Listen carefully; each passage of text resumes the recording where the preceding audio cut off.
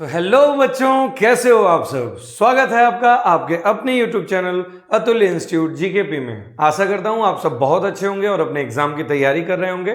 Exam क्योंकि बहुत नज़दीक है और खूब ढंग से तैयारी करने की ज़रूरत है, खूब मेहनत करने की ज़रूरत है, क्योंकि अगले 15-20 दिन या महीने भर मान के चलिए हम लोग के लिए बहुत क्रूशियल होने वाले हैं। चाहे वो टीचर्स हों, चाहे वो बच्चे हों, सबके लिए बहुत क्रूशियल होने वाले हैं। तो आप लोग खूब जम के तैयारी करिए और हम ऐसे ही आएंगे आपकी तैयारी में थोड़ा सा और इजाफा करने के लिए, ताकि आपकी तैयारी और बेहतर हो सके। उसके लिए आएंगे आपके क्विक रिवीजन के लिए। तो क्विक रिवीजन का तीसरा पार्ट, लाइव प्रोसेस का जो है तीसरा पार्ट, जो ट्रांसपोर्टेशन होगा। ट्रांसपोर्टेशन को चूंकि 2 वीडियो जो बनी वो थोड़ी सी लंबी हो गई। हमने टारगेट रखा था कि आधे घंटे 40 मिनट के आसपास का क्विक रिवीजन होगा एक एक टॉपिक का, बट वो करीब करीब 1 घंटे चली गई। तो ठीक है, कोशिश करते हैं कि इस वीडियो से या इस टॉपिक से हम लोग जो है थोड़ा सा कम करेंगे, कम टाइम में ही ज़्यादा कुछ सीखने का प्रयास करेंगे, क्विक रिवीजन करने का प्रयास करेंगे। ठीक है, तो चलिए बिना किसी देरी के शुरू करते हैं। तो ट्रांसपोर्टेशन इन प्लांट्स, प्लांट्स की बात करें, प्लांट्स में ट्रांसपोर्टेशन कैसे होता है।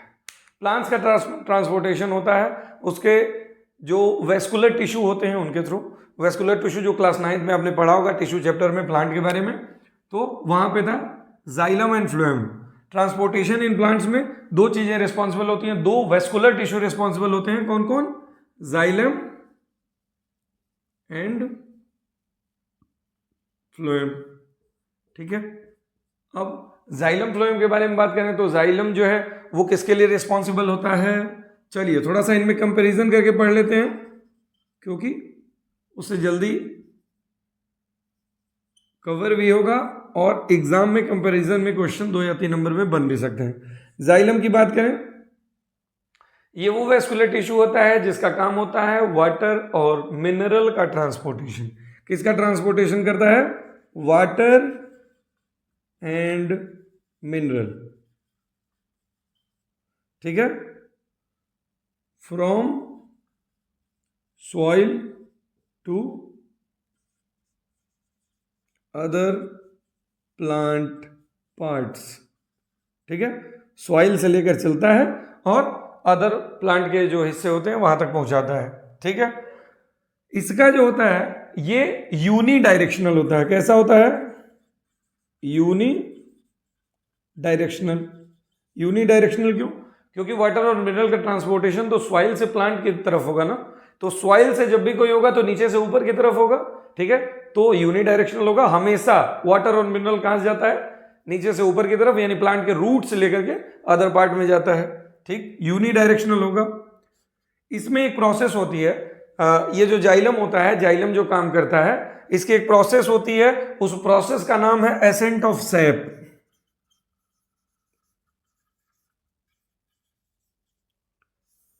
Ascent of SAP. अब ये एसेंट ऑफ सैप क्या होता है? क्लास 9th में था। एसेंट ऑफ सैप की प्रोसेस क्या कहलाती है? जैसे मान लीजिए आपने असेंडिंग डिसेंडिंग पढ़ा होगा मैथ में, तो असेंडिंग का मतलब होता है नीचे से ऊपर की तरफ जाना। तो वाटर और मिनरल किधर जाते हैं? नीचे से ऊपर की तरफ। अब देखिए सैप क्या होता है। वाटर में मिनरल या फिर अदर सब्सटेंसेस मिक्स हो जाएं तो उसे सैप कह देते हैं। आप बहुत बार इस वर्ड से बायो में वाकिफ होंगे, कई बार मौका मिलेगा ऐसा कि आप सैप के बारे में पढ़ रहे होंगे। तो वाटर के साथ कुछ मिनरल्स अगर मिल जाते हैं तो उन्हें सैप कह देते हैं। तो एसेंट ऑफ सैप, वाटर और मिनरल को नीचे से ऊपर की तरफ, यानी रूट से अदर प्लांट के बॉडी की तरफ लेके जाता है, तो ये एसेंट ऑफ सैप कहलाता है। ठीक है, और ये क्यों होता है? एसेंट ऑफ सैप के लिए रिस्पॉन्सिबल कौन होता है? एसेंट ऑफ सैप के लिए रिस्पॉन्सिबल होता है ट्रांसपिरेशनल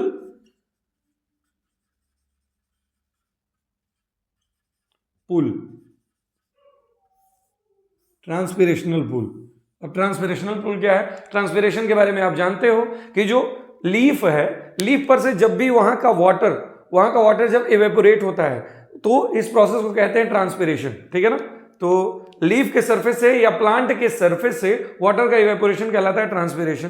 ठीक, जैसे ही गार्ड सेल से वाटर जो है वो इवेपोरेट हुआ, वाटर जैसे इवेपोरेट होगा वहां पे स्पेस खाली हो जाएगा, जहां पे वाटर था वहां पे स्पेस खाली हो गया, तो उसके जस्ट पिछला जो वाटर की ड्रॉपलेट होगी वो उसकी जगह को कवर करने की कोशिश करेगी। ये बात तो आप जानते ही हो कि वाटर का नेचर क्या होता है, जो इसको अगर देखा जाए तो इसका फ्लो किधर की तरफ होता है, तो higher concentration to lower concentration की तरफ होता है। तो जहां वाटर मौजूद है ज्यादा मात्रा में, वहां से जहां मौजूद नहीं है, जहां से इवेपोरेट हो चुका है, जगह खाली है, वहां की तरफ ये मूव करेगा। तो जैसे वो ड्रॉपलेट मूव करेगा वैसे पिछला वाला ड्रॉपलेट उसकी जगह कवर करेगा, और ऐसे धीरे धीरे एक एक ड्रॉपलेट बढ़ते बढ़ते उसी तरह आप रूट में पहुंचेंगे। तो रूट के जो अंतिम वाला ड्रॉपलेट होगा, जैसे वो एक पॉइंट आगे बढ़ेगा उसकी जगह खाली होगी, तो सॉइल से जो है वाटर वो डिफ्यूज होके चला आएगा, ऑस्मोसिस होती है, ठीक है ना। तो आगे बढ़ते हैं कि एसेंट ऑफ सैप का एक स्पेसिफिक फंक्शन है जिसकी वजह से ये आपका वाटर एंड मिनरल का ट्रांसपोर्ट हो पाता है। एक और बात कि जाइलम जो होते हैं, जाइलम कितने तरीके के होते हैं, 4 तरीके के, आपने पढ़ा होगा। मुझे नहीं लगता कि जाइलम के बारे में पूछा जाएगा, लेकिन अगर पूछा जाता है तो आप जानकारी में रखिए कि जाइलम जो होता है, जाइलम के 4 पार्ट होते हैं। कौन कौन से? Tracheids, vessels, xylem parenchyma and xylem fibre, ठीक है ना। जाइलम फाइबर मैकेनिकल सपोर्ट में हेल्प करता है। जाइलम पैरेन्काइमा एक लिविंग सेल होती है, ठीक है ना। और ये आपका वेसल्स और ट्रैकेट्स होते हैं, ये दोनों वाटर एंड मिनरल के ट्रांसपोर्ट में हेल्प करते हैं। और जाइलम पैरेन्काइमा जो है वो स्टोरेज का काम करता है। लिविंग सेल जितनी होती हैं वो स्टोरेज का काम करती रहती हैं, ठीक है। अब बात करें फ्लोएम के बारे में, तो फ्लोएम जो होता है इसका क्या काम है? ट्रांसपोर्टेशन ऑफ, हम लोग ट्रांसपोर्टेशन पढ़ ही रहे हैं, किसका? फूड पार्टिकल्स, फूड पार्टिकल्स का कहां से कहां करेगा? ज्यादातर हम लोग को पता है कि बहुत अच्छे से कि क्लोरोफिल कहां प्रेजेंट होता है? लीफ में सबसे ज्यादा मात्रा में होता है। सबसे ज्यादा ऑक्सीडेशन लीफ में ही होता है ग्लूकोज का। तो वहां से उस फूड पार्टिकल्स को, जो भी मटेरियल वहां पे जो अपना फूड प्रिपेयर करेगा प्लांट, उसको कहां लेके जाएंगे? फूड पार्टिकल्स को from leaves to other plant parts. ये बाई डायरेक्शनल होता है। अब बाई डायरेक्शनल कैसे? आप देखो, ये कोई प्लांट है, यहां मान लेते हैं कोई लीफ है, ठीक है। अब ये लीफ है, तो लीफ से जब फूड लेके आएगा तो ये इधर की तरफ भी जाएगा और इधर की तरफ भी जाएगा, इसलिए ये बाई डायरेक्शनल कहलाता है, ठीक है। बाई डायरेक्शनल हो गया। अब जिस तरह जाइलम के 4 पार्ट्स होते हैं, ठीक उसी तरह फ्लोएम के भी। फ्लोएम के कौन कौन से 4 पार्ट होते हैं? फ्लोएम में होता है सीव ट्यूब, ठीक है, कंपेनियन सेल्स और phloem parenchyma and phloem fibre. 4 तरीके के होते हैं। उनमें भी phloem fibre mechanical support, phloem parenchyma storage का काम करता है, और वो दोनों क्या करती हैं? फूड पार्टिकल्स को जो है वो मूव कराने का काम करती हैं through out the plant body, ठीक है। मेन फंक्शन ये हो गया। हाँ, एक बात और, एक चीज मैं भूल रहा था यहां पे नो यूज ऑफ एनर्जी, ठीक है। एनर्जी का यूज इसमें नहीं होता है वाटर एंड मिनरल के ट्रांसपोर्ट में, जबकि फ्लोएम में यूज ऑफ एनर्जी होती है। They used energy to transport the food particles, ठीक है। तो ये हो गया जाइलम और फ्लोएम में डिफरेंस। ये डिफरेंस नहीं, हमको मेनली यहां देखना था कि दोनों क्या क्या काम करते हैं ट्रांसपोर्टेशन में, कैसे हेल्प करते हैं। तो जाइलम की ये हेल्प है, यूनिडायरेक्शनल। ये अगर पॉइंट आप नहीं भी लिखते हो, लेकिन फिर भी मुझे लगा कि जानकारी के तौर पे बता देना चाहिए कि वाटर एंड मिनरल का ट्रांसपोर्ट का जो प्रोसेस होता है, उस प्रोसेस का नाम है एसेंट ऑफ सैप, जो कि होता किस वजह से? ट्रांसलेशनल पुल की वजह से। आप स्क्रीनशॉट ले लो, ठीक है। जाइलम फ्लोएम यहाँ पे कवर होते हैं। आगे हम लोग बढ़ते हैं, फिर इसके बाद हम लोग एनिमल के बारे में पढ़ेंगे, ठीक है। तो अब चलिए स्टार्ट करते हैं। हम ह्यूमंस के बारे में देखेंगे। एनिमल में हमको मेनली ह्यूमंस के बारे में पढ़ना है। इन ह्यूमंस का क्या है कि हम लोग जो हैं वो मल्टीसेलुलर ऑर्गेनिज्म है। मल्टीसेलुलर ऑर्गेनिज्म है तो हर सेल को, हमारी बॉडी के हर सेल को न्यूट्रिएंट चाहिए होगा, यानी कि ग्लूकोज कह लो, ऑक्सीजन कह लो, क्योंकि एनर्जी उनको भी चाहिए अपने फंक्शन को परफॉर्म करने के लिए। तो एनर्जी जब चाहिए होगी तो उसके लिए उन्हें ये जो भी एसेंशियल चीजें चाहिए होंगी उसका ट्रांसपोर्ट बॉडी में करना होगा, क्योंकि हमें लगातार एनर्जी चाहिए होती है। ऐसा है नहीं कि एक बार एनर्जी मिल गई फिर उससे काम हो गया, नहीं। हमको लगातार बॉडी को एनर्जी चाहिए, तो लगातार ऑक्सीजन चाहिए होता है ताकि जो हमारे पास ग्लूकोज है उसका ब्रेक डाउन होता रहे, एनर्जी मिलती रहे। ठीक है, तो जो भी बॉडी के जरूरी न्यूट्रिएंट्स होंगे और उसके अलावा जो ऑक्सीजन है, अदर एसेंशियल चीजें जितनी भी हैं, उन सब के ट्रांसपोर्ट करना पड़ेगा बॉडी के हर पार्ट में। तो ट्रांसपोर्टेशन के लिए हम लोगों में होता है सर्कुलेटरी सिस्टम। क्या होता है? Circulatory system. अब हमारी बॉडी में जो, इसे ब्लड वेस्कुलर सिस्टम भी कहते हैं, ब्लड वेस्कुलर सिस्टम। तो ब्लड वेस्कुलर सिस्टम जो होता है या सर्कुलेटरी सिस्टम जो होता है, ये 3 पार्ट में बटा होता है। फर्स्ट वन इज हार्ट, जिसे हम क्या कहते हैं? Pumping organ.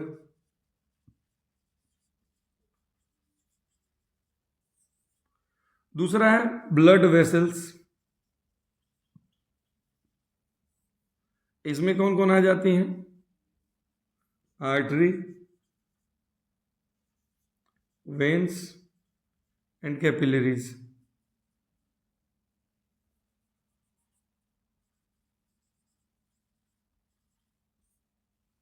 ठीक है, और ये है ट्रांसपोर्ट मीडियम।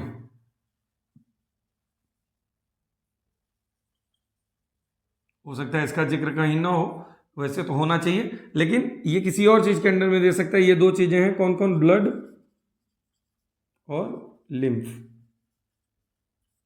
ठीक है ना, ब्लड और लिम्फ। अभी आप देखो यहाँ पे हार्ट जो है पंपिंग ऑर्गन है, मेन पंपिंग ऑर्गन जो है बॉडी का यही है। इसी की हेल्प से पूरा जो है वो सर्कुलेटरी सिस्टम चल रहा होता है। आर्टरी, वेन्स और कैपिलरी ये हमारी ब्लड वेसल्स हैं।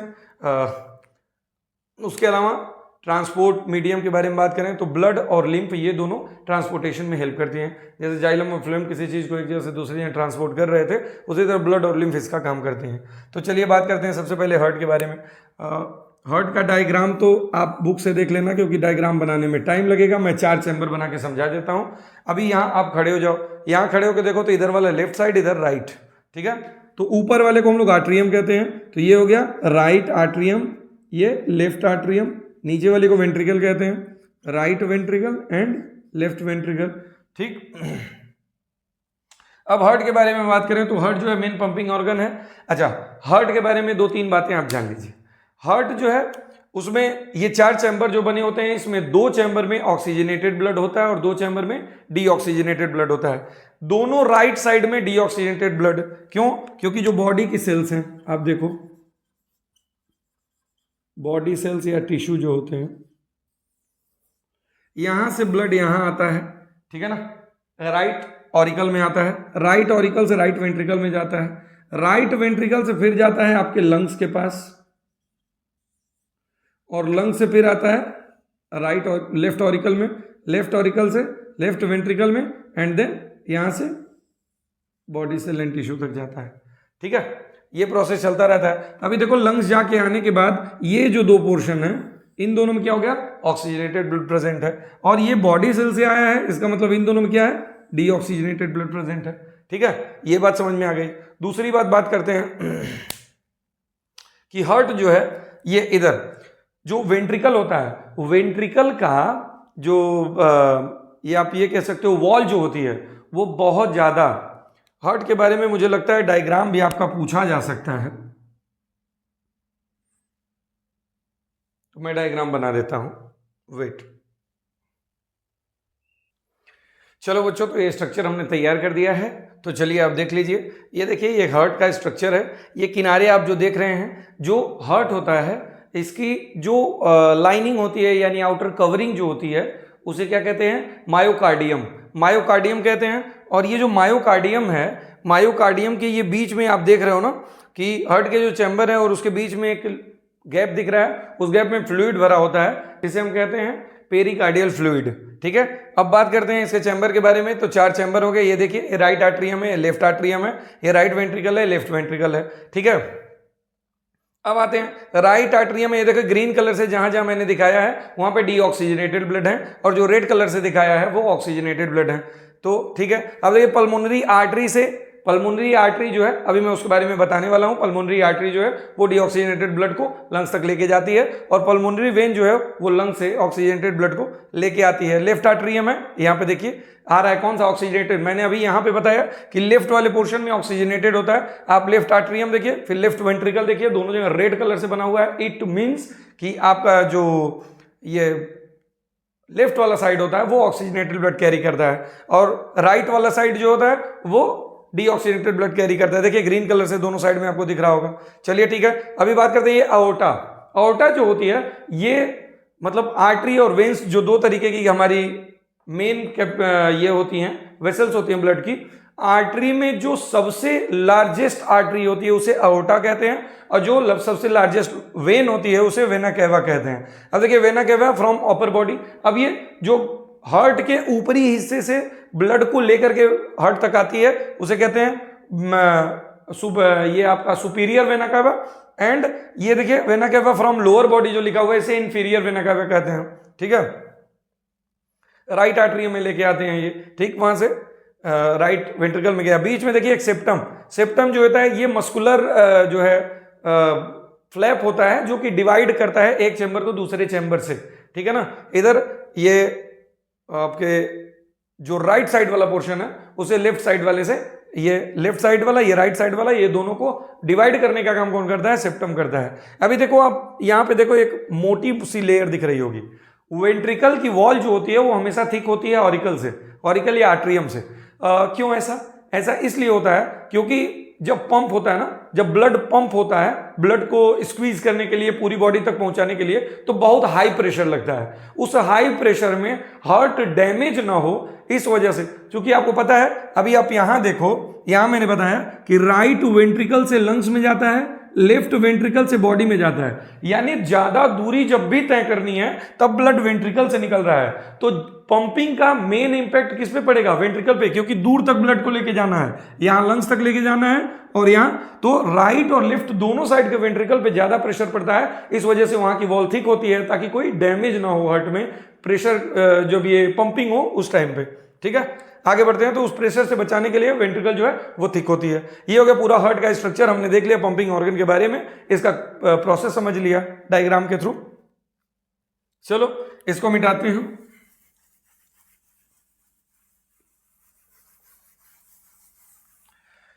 हाँ चलिए अब ब्लड वेसल के बारे में देखते हैं। आर्टरी, आर्टरी क्या होती है? आर्टरी वो ब्लड वेसल होती हैं जो ऑक्सीजनेटेड ब्लड कैरी करती हैं। क्या कैरी करती हैं? Oxygenated blood, oxygenated blood carry करती हैं। ठीक है, ऑक्सीजनेटेड ब्लड कैरी करने वाले आर्टरी होती हैं, और वेन कौन होती हैं? जो डीऑक्सीजनेटेड ब्लड कैरी करती हैं। तब इससे आप समझ लो, एक बात तो क्लियर हो गई ना कि ये डीऑक्सीजनेटेड ब्लड, यानी कि जिसमें कार्बन डाइऑक्साइड की मात्रा अधिक होती है, ऐसे ब्लड को बॉडी से हार्ट तक ले आने का काम कौन करता है? वेन्स, हमेशा वेन्स ही करती हैं। एक जगह एक्सेप्शन है, अभी बताता हूं, वेन्स करती हैं, और आर्टरी जो है हमेशा ऑक्सीजनेटेड ब्लड को ये लेके जाने का काम करती हैं पूरी बॉडी में। कहां से? हार्ट से। तो इनका अगर इसकी बात करें आर्टरी की, तो ये heart to body, body cell या बॉडी टिश्यू आप लिख लो, बॉडी सेल्स, और ये इसका क्या है? Body cells to heart. ये इसका जो है वो आप कह सकते हो कि इसका पाथ हो गया। ठीक है, अब कैपिलरीज के बारे में बात करते हैं। कैपिलरीज बहुत ही पतली, बहुत ही पतली, मतलब 1 सेल थिक। मैं जब रेस्पिरेशन का वीडियो, लास्ट वाले वीडियो में रेस्पिरेशन में मैंने बताया था कि एल्वियोलाई भी 1 सेल थिक होती हैं। मैंने बताया था कि जहां भी ब्लड से कोई भी चीज एक्सचेंज करनी होगी, वहां की जो भी लेयर होगी, किसी भी, कोई भी सेल हो या कोई भी मतलब कोई भी ऑर्गन हो, कोई भी ऑर्गन का मतलब पार्ट हो, उसमें जहां पे एक्सचेंज करना होगा, गैसियस का या न्यूट्रिएंट्स का, किसी भी चीज का एक्सचेंज जहां भी करना होगा, वहां बहुत पतली लेयर होनी चाहिए। ऑब्वियस सी बात है, आपको बहुत अच्छे से पता होगा, जहां जितनी पतली लेयर होगी वहां पे एक्सचेंज करना उतना ईजी होगा। ठीक है, तो ईजी रखने के लिए 1 सेल थिक, इतनी पतली, एक सेल जितनी पतली हो सकती है उतनी पतली होती है ये कैपिलरीज। अब ये कैपिलरीज देखिए, आर्टरी की जो कैपिलरीज होती हैं, आर्टरी की जो कैपिलरीज होती हैं उन्हें आर्टेरियोल्स कहते हैं, वेन्स की जो कैपिलरीज होती हैं उन्हें वेन्यूल कहते हैं। अब कैपिलरीज जो होती हैं ये आर्टरी से भी निकल के जाती हैं पतली पतली। अभी आप देखो, आपका एक छोटा सा कट हो जाए कहीं पे भी, कहीं मसल में, स्किन में कहीं भी कट हो जाए, अगर एक छोटा सा कट होता है तो आप देखोगे थोड़ा सा ब्लड निकलता है और फिर बंद हो जाता है। तो वो कहाँ का ब्लड रहता है? वहां की जो कैपिलरीज रहती हैं उनमें थोड़ा थोड़ा ब्लड भरा रहता है।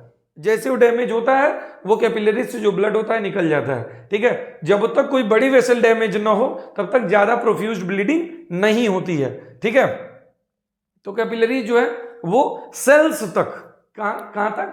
सेल्स तक, यानी कि पूरी बॉडी में सर्कुलेट करने का काम तो आर्टरी और वेन कर लेती हैं। तो कैपिलरीज करेंगी क्या? उनसे लेकर के सेल तक, ऑक्सीजनेटेड ब्लड को सेल तक पहुंचाने का।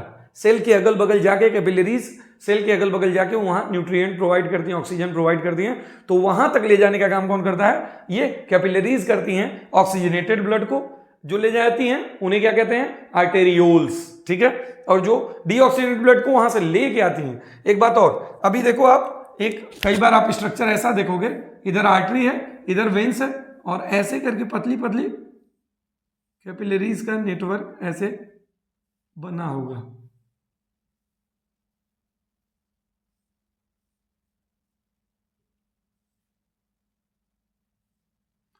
ऐसे ऐसे नेटवर्क बना होता है, पतली पतली जो है ऐसे। तो ये जोड़ने का काम, आर्टरी और वेन को जोड़ने का काम भी कौन करता है? कैपिलरीज करती हैं। ठीक है, ये तीन तरह की हमारी ब्लड वेसल हो गई जिनका ये काम होता है। अभी बात करते हैं ट्रांसपोर्ट मीडियम की। ट्रांसपोर्ट मीडियम, चूंकि उधर मैंने हार्ट का डायग्राम बना दिया तो इधर ट्रांसपोर्ट मीडियम के बारे में, इसको हम क्लीन कर देते हैं, इसको आप नोट कर लीजिएगा,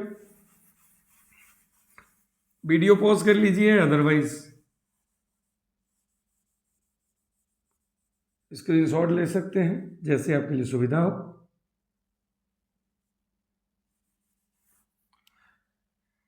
ठीक है, तो यहां क्या था? Artery, veins, capillaries. अब आते हैं इसमें, जो आपका ट्रांसपोर्ट मीडियम है। ट्रांसपोर्ट मीडियम के बारे में बात करें तो कौन कौन से हमने पढ़ा था? ब्लड और लिम्फ। ब्लड के बारे में बात करें तो ब्लड जो होता है इसके पास दो कॉन्स्टिट्यूएंट्स होते हैं। ब्लड जो है इसके पास क्या क्या है? एक प्लाज्मा है, एक कार्पस्कल्स या सेल्स कहते हैं, ब्लड सेल्स हैं। ब्लड सेल में कौन आता है? RBC, WBC and platelets. Plasma जो है इसमें मेजर पोर्शन वाटर का ही होता है। ठीक है, वाटर, इसमें क्या होता है? Mainly water, some minerals.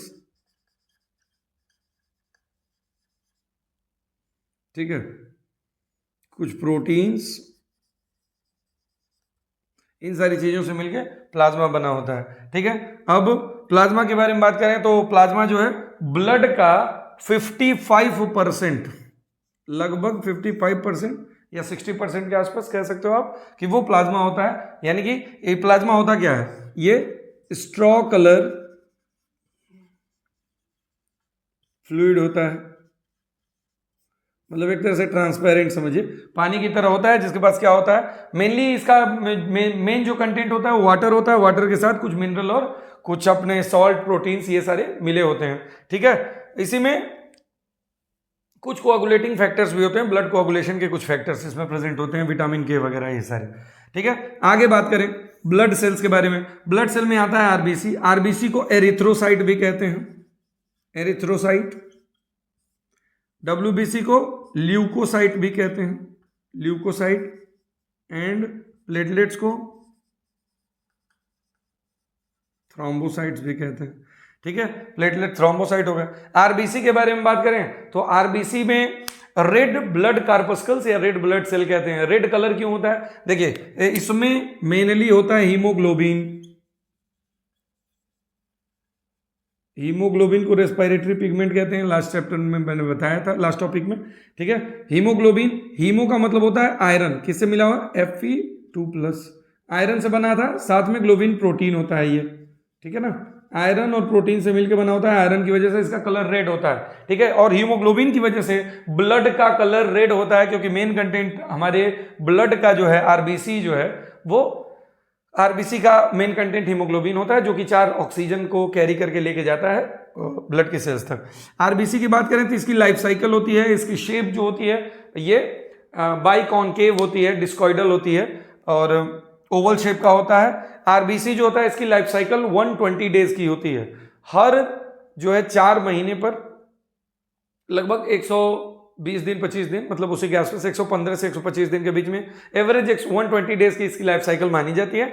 120 days में आरबीसी खत्म होती है और हमारे ये ब्लड सेल्स बनती कहाँ है, याद रखिएगा, कई बार क्वेश्चन पूछ लेता है। ब्लड सेल्स हमारी बोन मैरो में बनती है, और बोन मैरो कहाँ पाई जाती है, हमारी जो थाई की बोन है, यानी हमारी बॉडी की लॉन्गेस्ट बोन जो होती है उसमें बोन मैरो होती है। और बोन मैरो में क्या बनता है, सारी की सारी ब्लड सेल्स क्या कहाँ बनती है, बोन मैरो में, ठीक है। डब्ल्यूबीसी को ल्यूकोसाइट कहते हैं। ल्यूकोवर्ड जहां था उसका मतलब होता है ट्रांसपेरेंट, इसका कोई कलर नहीं होता है, ट्रांसपेरेंट, इसीलिए व्हाइट भी कह देते हैं ट्रांसपेरेंट की वजह से, ठीक है ना। तो ल्यूकोसाइट होती है, साइट मतलब होता है सेल। डब्ल्यूबीसी का जो शेप होता है वो अमीबॉइड होता है। इसका मेन, इसके अंदर में 2 मेन, देखिए अभी हम बात करें तो इसमें ग्रेनुलोसाइट है, ग्रेनुलोसाइट मतलब डिफरेंट टाइप के हैं। अगर आपकी बुक में दिया पढ़ लेना, लेकिन एनसीईआरटी के हिसाब से अभी तो नहीं है वो, लेकिन आप पढ़ लेना अगर जरूरत पड़ेगी तो, ठीक है। उसमें मोनोसाइट होते हैं, उसमें लिम्फोसाइट होते हैं, उसमें जो है आपका एसिनोफिल्स, वेसोफिल्स, ये सारी सेल्स आ जाती हैं, ठीक है। प्लेटलेट्स के बारे में बात करें, प्लेटलेट हमारा ब्लड कोआगुलेशन में हेल्प करता है। जब हमारा कहीं कट लग जाता है तो उस ब्लड को जमाने का काम, यानी वहां पे ब्लड कोआगुलेट करने का काम कौन करता है, प्लेटलेट करता है। थ्रोम्बोसाइट कहते हैं। प्लेटलेट बहुत इंपॉर्टेंट है हमारे इम्यून सिस्टम के लिए। अगर मान लीजिए कहीं पे किसी व्यक्ति के अंदर प्लेटलेट की कमी हो तो जो है जब भी डैमेज होगा तो उस डैमेज को रिकवर कर पाना थोड़ा कठिन होगा, क्योंकि किसी भी जगह पे जो भी हमारा चोट लगती है तो उस चोट को रिकवर करने के लिए वहां पे जो क्लॉटिंग करता है वो क्लॉटिंग फैक्टर कौन करता लाता है, प्लेटलेट, ठीक है ना। अब चलिए आगे बढ़ते हैं। तो ये हो गया हमारा ब्लड। ब्लड के बाद बात करते हैं लिम्फ की। लिम्फ का, जैसे हमारी ब्लड वेसल्स होती हैं बॉडी में, उसी तरह लिम्फ वेसल होती हैं। ये मेन काम करता है ब्लड को असिस्ट करने का काम करता है, हेल्प करने का काम करता है, पूरी बॉडी में ट्रांसपोर्टेशन में हेल्प करता है, ट्रांसपोर्टेशन में ब्लड को असिस्ट करता है, ठीक है ना। लिम्फ का ये काम है। लिम्फ का एक काम मेन और है, लिम्फ में जो 2 तरीके की सेल्स पाई जाती हैं उन्हें देखिए लिम्फोसाइट और मोनोसाइट होती हैं। मोनोसाइट फैगोसिटिक सेल होती है। फैगोसिटिक मतलब जो कचड़े को साफ करती हैं, जो बैक्टीरिया वगैरह को मार के खाती हैं। और लिम्फोसाइट वो होती है, लिम्फोसाइट हमारे इम्यून सिस्टम के लिए रिस्पॉन्सिबल होता है। बी लिम्फोसाइट और टी लिम्फोसाइट, ठीक है ना। किलर टी सेल भी कहते हैं टी लिम्फोसाइट को। खैर उस पर नहीं जाते उतना डिटेल में। तो बी लिम्फोसाइट और टी लिम्फोसाइट मेनली लिम्फ की जो सेल्स होती हैं वो हमारे इम्यून सिस्टम के लिए रिस्पॉन्सिबल होती हैं। हमारी बॉडी को सुरक्षक यानी रोग प्रतिरोधक क्षमता जिसको कहते हैं, हमारी बॉडी की इम्यूनिटी जिसे कहते हैं, उसके लिए रिस्पॉन्सिबल कौन होती है, लिम्फ होती है, लिम्फोसाइट्स होते हैं। और जैसे ब्लड की सारी वेसल्स हैं उसी तरह लिम्फ वेसल होती है, पूरी बॉडी में फैली हुई होती है, ठीक है। तो ये हो गया लिम्फ। अब आगे बढ़ते हैं। इस लिम्फ में यही डब्ल्यूबीसी की सेल्स रहती हैं, ठीक है ना। सारी सेल्स नहीं रहती हैं, मेनली जो ए ग्रेनुलोसाइटिक सेल होती हैं। ए ग्रेनुलोसाइटिक मतलब मोनोसाइट और आपका लिम्फोसाइट, ठीक है। आगे बढ़ते हैं। ट्रांसपोर्टेशन हो गया। अब 2-3 बातें और आती हैं। ट्रांसपोर्टेशन यहाँ पे इंड हो गया, ठीक है ना। आपने सर्कुलेटरी सिस्टम के तीनों पार्ट्स के बारे में अच्छे से पढ़ लिया, और जो भी डेफिनेशंस होगी आप बुक से देख लेना, क्योंकि यहाँ काम है मेरा समझाना, जो भी आसान तरीके से आपको समझा सके। और कोशिश करेंगे कि नोट्स वगैरह भी अगर मिल पाए तो वो मैं आपको प्रोवाइड करा दूंगा। और अभी आगे बढ़ते हैं। तो एक ऑप्शन होता है ओपन सर्कुलेटरी सिस्टम और close circulatory system. Open circulatory system क्या कहलाता है, ऑन द बेसिस ऑफ जो इसका ये वेसल्स वगैरह होती हैं उसके बेसिस पे सर्कुलेटरी सिस्टम 2 तरीके का होता है, एक ओपन एक क्लोज। ओपन में क्या होता है, जैसे कॉकरोच वगैरह लोअर ऑर्गेनिज्म में ये पाया जाता है। ओपन सर्कुलेटरी सिस्टम में पूरा ब्लड पूरी बॉडी में बह रहा है, सारे ऑर्गन वगैरह उसी में बह रहे हैं, ठीक है। ये होता है open circulatory system. Close circulatory system उसे कहते हैं जहां पे कुछ कैपिलरी ये आपके वेसल्स के माध्यम से जो है ब्लड पूरी बॉडी में फ्लो कर रहा होता है। तो हम लोगों में ओपन सर्कुलेटरी सिस्टम तो नहीं है, हम लोगों में कैसा है, क्लोज सर्कुलेटरी सिस्टम, ठीक है। अब एक बात आती है, हमारा सर्कुलेशन डबल सर्कुलेशन के होता है, इसके बारे में जान लेते हैं। अभी मैंने यहाँ पे वो जो डायग्राम बनाया था यहां पे आप देख लो।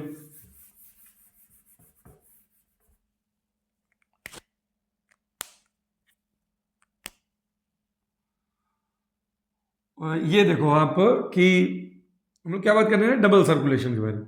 ये आपका है हार्ट, आप ऐसे मत लिखो, आप ये 4 चैम्बर बना लो, ये राइट वाले, ये लेफ्ट वाले। हम लोग अभी पढ़े हैं कि राइट वाले में हमेशा डीऑक्सीजनेटेड ब्लड रहता है और लेफ्ट वाले में ऑक्सीजनेटेड ब्लड। अब यहां कर लो आप लंग्स, और यहां कर लो बॉडी सेल्स, बॉडी सेल या बॉडी टिश्यू। ठीक है, अब आगे बात करते हैं। यहां से यहां ब्लड जाता है, यहां से यहां जाता है, यहां से यहां जाता है, यहां से यहां, बॉडी से यहां आता है, ठीक है, और लंग से यहां जाता है।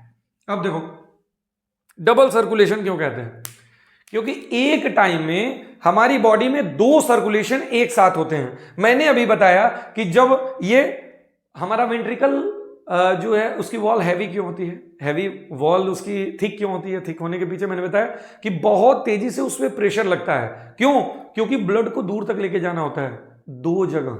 लेफ्ट साइड से जो लेफ्ट वाला वेंट्रिकल है उससे हमारी पूरी बॉडी में ब्लड सर्कुलेट होता है, ऑक्सीजनेटेड ब्लड पूरी बॉडी में सर्कुलेट होता है। जो राइट वाला है वहां से लंग्स में जाता है। तो देखो आप ध्यान से देखना कि हार्ट से एक सर्कुलेशन लंग्स और हार्ट के बीच में हो रहा है, एक सर्कुलेशन जो है बॉडी सेल्स और हार्ट के बीच में हो रहा है, यानी बॉडी, पूरे बॉडी सिस्टम। अब देखिए यहीं से एक बात पता चलेगी आपको, पूरे बॉडी सिस्टम से हार्ट में एक सर्कुलेशन अलग हो रहा है और हार्ट और लंग्स के बीच में एक सर्कुलेशन अलग हो रहा है। तो 2 सर्कुलेशन एक साथ होते हैं, इस वजह से हमारे जो सर्कुलेटरी सिस्टम, इसे डबल सर्कुलेशन कहते हैं। ठीक है, हमारे में जो सर्कुलेशन होता है। अभी देखो यहां पे एक बात ध्यान देना, मैंने बोला पूरे बॉडी सिस्टम से ब्लड और हार्ट के बीच में, बॉडी सिस्टम और हार्ट के बीच में, ठीक है ना। बॉडी सिस्टम और हार्ट के बीच की बात करें तो बॉडी सिस्टम, हमारा पूरा बॉडी सिस्टम है ना, तो इस सिस्टम से जो सर्कुलेशन होता है इसे सिस्टेमिक सर्कुलेशन कहते हैं। और आपको बहुत अच्छे से पता होगा कि हमने क्या बात किया था कि जो ये लंग्स होती है, लंग्स के बारे में कहीं आप जिक्र करोगे, कहीं आप पढ़ोगे, जानोगे, उसके बारे में सुनोगे तो पल्मोनरी वर्ड आता है। जब भी लंग्स की बात होती है तो पल्मोनरी वर्ड बोला जाता है। पल्मोनरी वर्ड लंग्स के लिए ही यूज किया जाता है। जैसे मान लो कहा जाता है पल्मोनरी डिजीज, पल्मोनरी डिजीज का मतलब हो गया कि लंग्स की डिजीज जिसको हो गई हो, तो पल्मोनरी वर्ड लंग्स के लिए यूज किया जाता है। तो दूसरा वाला सर्कुलेशन कौन था, हार्ट और लंग्स के बीच में, तो इस सर्कुलेशन को क्या कह देते हैं, इधर हम लिख देते हैं पल्मोनरी सर्कुलेशन। क्लियर है, कोई दिक्कत? इस पहली बात हम लोग यहीं पे पढ़ लिए। डबल सर्कुलेशन क्यों कहते हैं, क्योंकि एक साथ हार्ट और बॉडी सेल्स के बीच में और हार्ट और लंग्स के बीच में 2 सर्कुलेशन एक साथ हमारी बॉडी परफॉर्म करती है, इस वजह से हमारे सर्कुलेशन को डबल सर्कुलेशन कहते हैं। दूसरी बात, जो बॉडी और हार्ट के बीच में, बॉडी की सेल्स और हार्ट के बीच में हो रहा है उसे सिस्टेमिक सर्कुलेशन कहते हैं, जो लंग्स और हार्ट के बीच में हो रहा है उसे पल्मोनरी सर्कुलेशन कहते हैं। चलो ये बात समझ में आ गई, कोई दिक्कत, कोई परेशानी नहीं होनी चाहिए, ठीक है। और क्या टॉपिक बच गया इसमें, मुझे तो नहीं लगता है कुछ बचा। हाँ, एक बात बतानी रह गई थी, पल्मोनरी वाली बात। अब देखो आप, हम बता रहे थे कि आर्टरी को कौन होती हैं, आर्टरी वो होती हैं जो पूरी बॉडी में ऑक्सीजनेटेड ब्लड को लेकर फ्लो कराती हैं, वो आर्टरी होती हैं। डीऑक्सीजनेटेड ब्लड को बॉडी की सेल से हार्ट तक लेके जाने का काम, अभी यही मैंने बना के दिखाया था कि आर्टरी हमेशा हार्ट से बॉडी सेल्स में लेके जाती हैं और वेन्स हमेशा बॉडी सेल से हार्ट में, बॉडी सेल से वो क्या लेके आती हैं, कार्बन डाइऑक्साइड लेके आती हैं। तो डीऑक्सीजनेटेड ब्लड हुआ ना, तो वो वेन्स लेके आती हैं। तो वेन जहां भी आएगी वो डीऑक्सीजनेटेड ब्लड कैरी करेगी, आर्टरी जहां भी आएगी ऑक्सीजनेटेड ब्लड करेगी। मैंने तब भी बोला था अभी थोड़ी देर पहले कि एक एक्सेप्शन होता है, वो एक्सेप्शन कौन है, ये लंग्स और हार्ट के बीच का जो सर्कुलेशन है, पल्मोनरी सर्कुलेशन। यहां पे जो डीऑक्सीजनेटेड ब्लड को राइट वेंट्रिकल से, डीऑक्सीजनेटेड ब्लड को राइट वेंट्रिकल से हार्ट की तरफ जो लेके जाती है, इसे कहते हैं पल्मोनरी आर्टरी। अब यहां देखो उल्टा है मामला, यहां पर डीऑक्सीजनेटेड ब्लड को आर्टरी लेके जा रही है, लेकिन पल्मोनरी आर्टरी, सिर्फ पल्मोनरी आर्टरी और कोई नहीं। और दूसरा इधर वाला जो है जो लेके आ रही है ये पल्मोनरी वेन है, ठीक है। पल्मोनरी वेन जो है ऑक्सीजनेटेड ब्लड को लंग्स से हार्ट तक लेके आ रही है। बस यही एक केस एक्सेप्शन का है, अदरवाइज हर जगह आर्टरी ऑक्सीजनेटेड ब्लड कैरी करती है और वेन्स डीऑक्सीजनेटेड कैपिलरी जो है एक्सचेंज का काम करती हैं, ठीक है। ये पूरा स्ट्रक्चर आज हम लोग ने कंप्लीट कर लिया। मैंने कोशिश किया कि पहले से छोटा वीडियो बने, मैं बहुत ज़्यादा लिखवाने की कोशिश नहीं करूंगा क्योंकि वीडियो लंबी हो जाएगी, ठीक है। तो बहुत ज़्यादा समय नहीं व्यतीत करते हैं। आप अगर चैनल पे नए हो तो चैनल को सब्सक्राइब कर लेना। वीडियो कैसी लगी बताना जरूर कमेंट करके, और कोई अगर क्वेश्चन हो या कोई टॉपिक पूछना हो या किसी टॉपिक पे वीडियो चाहिए हो तो उसके लिए कमेंट कर देना। और अगर वीडियो जितनी ज्यादा अच्छी लगी हो उतने अपने दोस्तों के साथ शेयर जरूर करना। एग्जाम टाइम है, अपने दोस्तों की हेल्प करना, ठीक है। तो पूरी वीडियो देखने के लिए थैंक यू सो मच, और मिलते हैं फिर नेक्स्ट वीडियो में जो अगला टॉपिक है एक्सक्रीशन के साथ। Thank you so much for watching, मिलते हैं नेक्स्ट वीडियो में।